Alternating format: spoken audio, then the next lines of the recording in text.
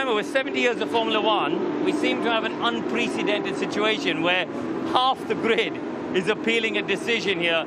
First of all, why have you guys decided this morning to file your intention to appeal? We know the others believe that the penalty wasn't severe enough. Can you clarify, why do you guys think you need to appeal this? Well, we need to appeal it because we stayed completely within the regulations, both sporting and technical, and we need to clear our name. We shouldn't be losing 15 points. We shouldn't be charged $400,000. We did absolutely nothing wrong. You're absolutely right that it's unprecedented that this part last year could be supplied by any team for you, and this year you have to design it completely yourself. We did design it completely ourselves, and we manufactured it completely ourselves. We shouldn't forget that we did not get a part from Mercedes at all. We didn't shortcut the process. We didn't gain any manufacturing time. We didn't gain any money by buying parts. We didn't. As a matter of fact, there are other teams here, including Haas, that probably has never run a brake duct of their own design ever. It's always come from Ferrari. And the AlphaTauri ones, Toro Rosso, have always come from Red Bull. So we've always designed our own brake ducts. The thing that is a conundrum here is now it's a listed part. So some of the information that in 2018 that we purchased from Mercedes is now looking backwards. People are saying, oh, you shouldn't have been able to purchase that. But in 2018, it wasn't even contemplated this thing becoming a listed part. So what we did is completely legal, completely right. And let's not forget, Formula One is all about exploiting the regulations to their limit. And you have to look at what's written and what's not written to be able to exploit the regulations. Just because we did a good job and we have a competitive car doesn't mean we did anything wrong. Otmar, the normal process, Otmar, is if you're going down a road and you're not clear about whether or not where the direction you're going is within the regulations, you consult with the FIA. So Nicolas Tombazis. So in the build-up to your creation of this car, were you under the impression, the FIA gave the impression that everything he was doing was legal?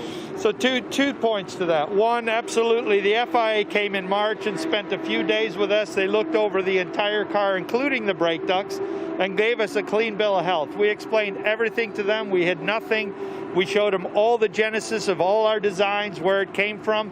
And in this day and age with CAD, you can show them exactly where you started a part and how you got to the end. Really, really easily. And they gave us a letter to say you're absolutely clean. And if you say, well, why didn't you ask more questions on a brake duct that was transitioning from a non-listed part to a listed part?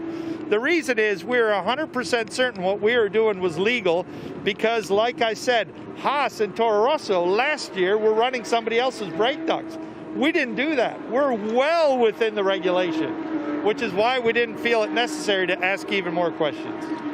Just one more question. Otmar, do you feel that this debate is part of a much bigger debate that is going on also in F1? I don't think this is about brake ducts because when we do go to the Court of Appeal, I think the brake ducts will be the smaller bit of it.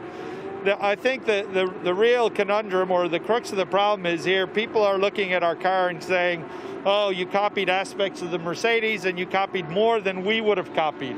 Well, unfortunately, copying is what Formula One is completely based on. I remember in 1968, some American ran on a Formula One car, the first wing ever.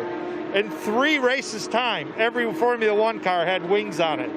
And how did that happen? Did that just happen because everyone else was only 3 races behind getting wings? No. Well, some may say, Otmar, that was because it was visible from the outside, and maybe the discussion is what is not visible in this instance, but maybe Karen's got So that's about the brake ducts. Yeah. Everything else is visible from the outside. Yeah.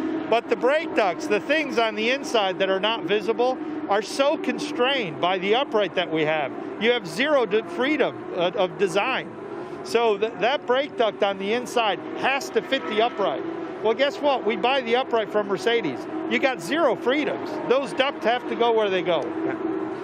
Otmar, just to wrap things up, the other teams who've appealed believe that when you go to the ICA, the International Court of Appeal, they've got a better chance because the way that the process continues, there'll be a further investigation into transfer of information, the email servers, things like that.